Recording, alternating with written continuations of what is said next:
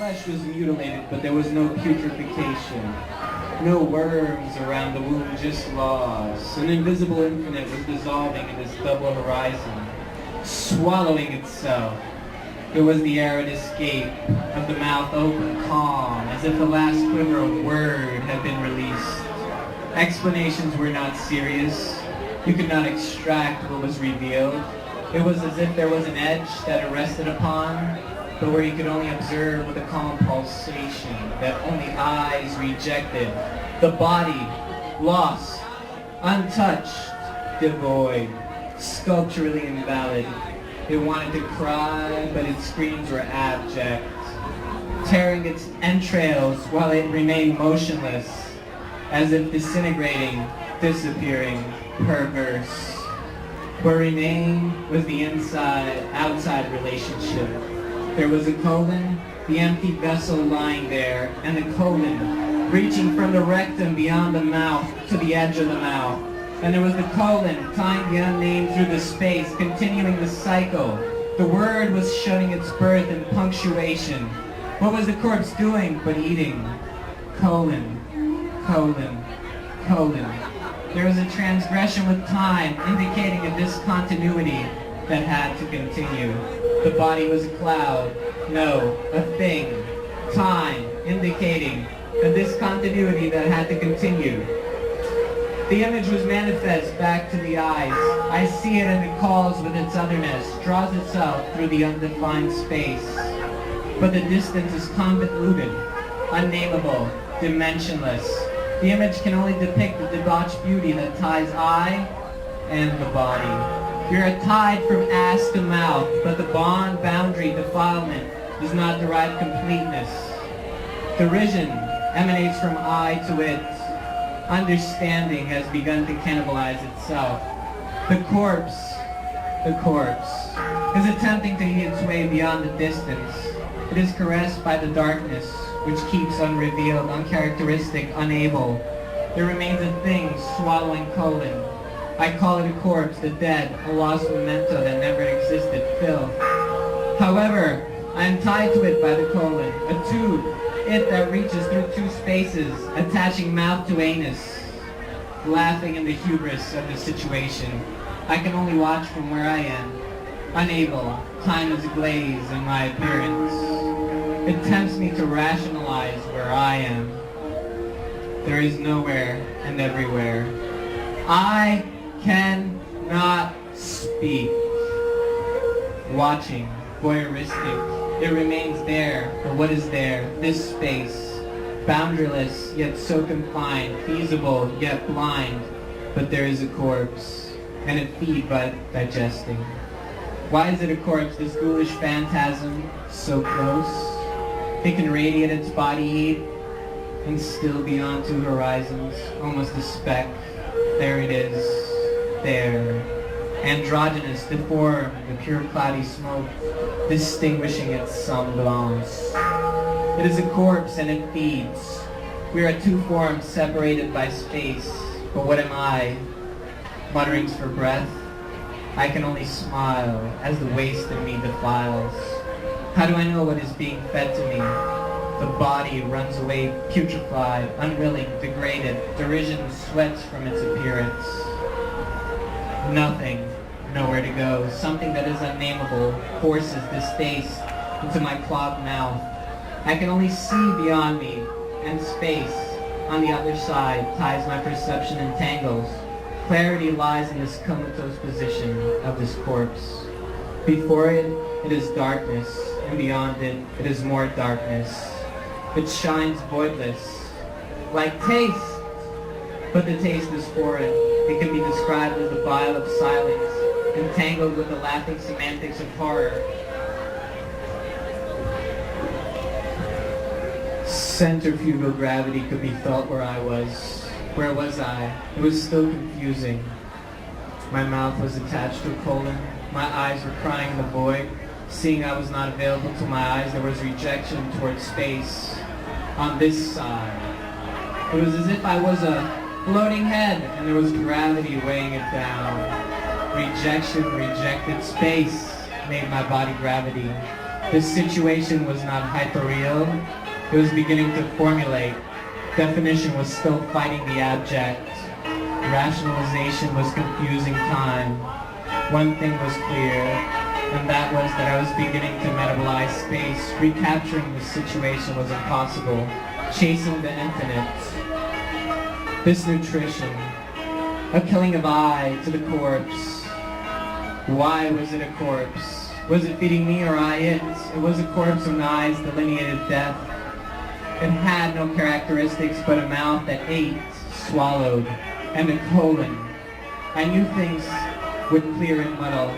A trace was being left between boundaries, divided by two horizons. One horizon was raining upward while the other was shining downwards. We were feeding each other in this in-between, this real and abstract cataclysm. Sense challenged itself. It threw me afloat in an upside-down ocean. It was conditioning I to the fantastic, but it knew that I was only a head. There was something strange about tasting the imagination. I knew I was, but what was an I? The place where I came from had a window to here, dreary from this digression, self-examination. I looked on and saw the corpse. It almost seemed unconscious rather than dead, still cadaver, still abject. Still, there was a change. This change was almost as slimy as it appeared to my eyes, but I had to look through imploding horizons. Then again, it was calmly clear. My sense of understanding was no better, but there was change. It was a vacuous change, atom-like in size, but the separation was beginning to exploit the space again. Vicious came. I wanted to talk to the corpse, but I could not speak. The regions were tracing each other's boundaries. Rain of one horizon frozen the threshold as the ray of shine became empty and carried by gestalt toward the unseen. I wonder if I had motives to ever understand what it was going on. Or was I bound in this inertia? Development shattered this stagnant situation. I was disappearing in development. The corpse withered in reanimation. There was a wound on the corpse. It was a puncture through the head area. This, I called the mouth. The mouth, murdered by colon, choking on them. It refused to pause. I was here, and here is where I accepted it was. My attention focused on the corpse. It had to weave through the horizon in order to perceive it.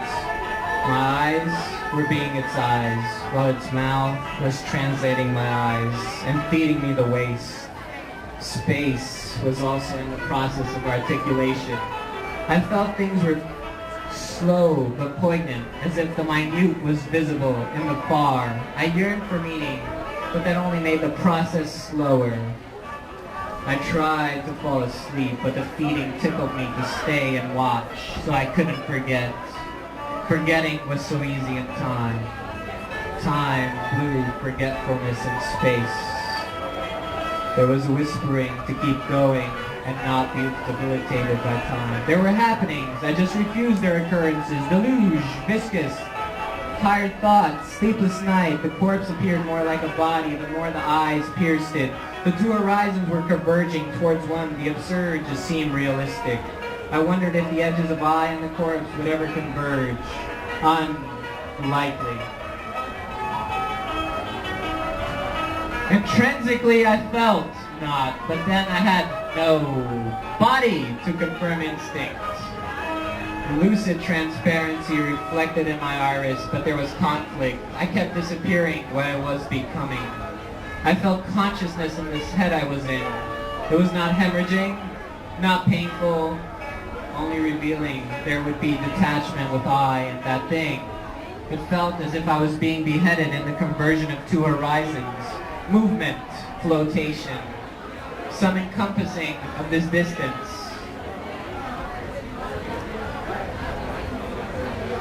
We must stay inside the room.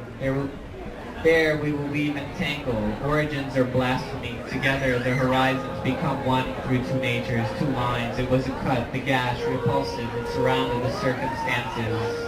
It dripped between two times, holding the tempo, keeping the harmony.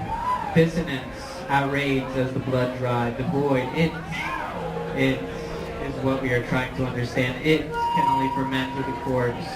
I felt enclosed in an ivory palace that wanted to preserve me like an art piece, a sculpture that can't stay still, a performance with no audience, undistinguished thoughts and ideas floating around like flies, encircling the despoiled, the exploding raw. This change. How did it get in here? Again, movement swift and surreal. Why was this change making me feel decrepit? Like the corpse, sadist, chauvinist, never settling. I could not see myself. There were no mirrors to mimic my death. The corpse always seemed radiant by dead, its image superimposed inside me. A cunning cancer. I am now part of the process. Why can I not see or understand? The silence is overbearing, but the abstract talks in silence. It punctures with images, persecutions. If these are lacerations, they feel real. I'm evolving in their fury, molded into action. I feel like action. I am action. It is simple. I keep repeating that, painful to hear, but beautiful to think. Outside somewhere, there is a horizon and a woman. If I close my eyes, I can picture her.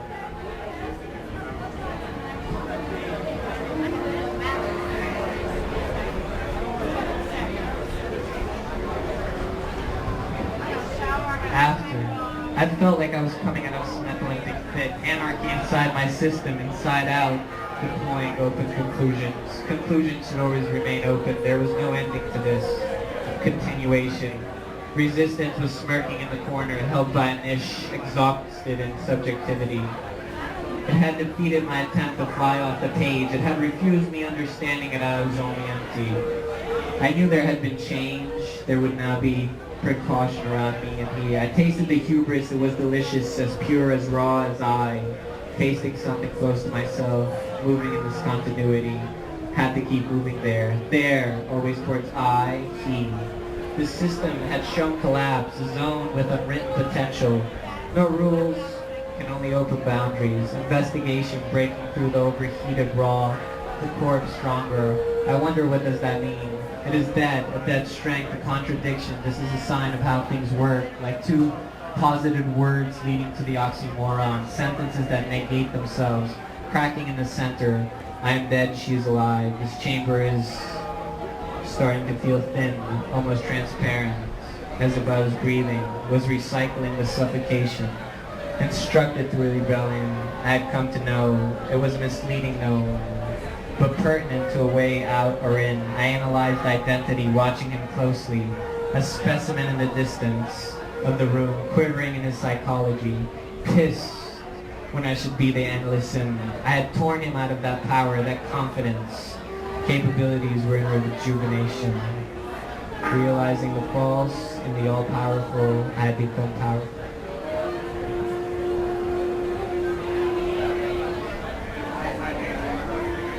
We are in the realm of the unself. Selfishness is arrogance. To know why? Impotence can only come from it. Description has to be careful. It must avoid the genius, the one, the truth.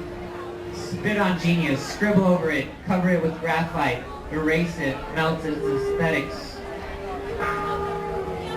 Congruence refused, urinate on perfection, flood its house. It has no stories. Its stories are puddle. It has no mistakes, not even ripples. Telling is not nice. I have to bathe in opposition to get away from telling. I have to be atrocious, accepting the execution of this movement. I want to be shot down on the brink, on the edge. Something dying in life. This room is the bullet. I must find the gun, the tool. It may lie with he. He can end, but he may die as well. The executioner that kills himself. The corpse that feeds. The I that becomes many. I love this world of suicide. It does not tell, it is told. No doors to open, they are open. No boundaries to cross. Everything is in flux. Dying in narration. Words have eyes. They cause a fragmentation. They tell time. They allow tempo. They are the ventriloquist. They speak from the gut with venom. The poison, the story. Keep it alive in catatonic hallucination. Fingernails tapping on concrete. Scratching, pounding. Giving life in anguish. Anonymous antagonist, flying, crying, abstract. I cannot be killed. killed in language. Too many angles in this composition. Is death just another word?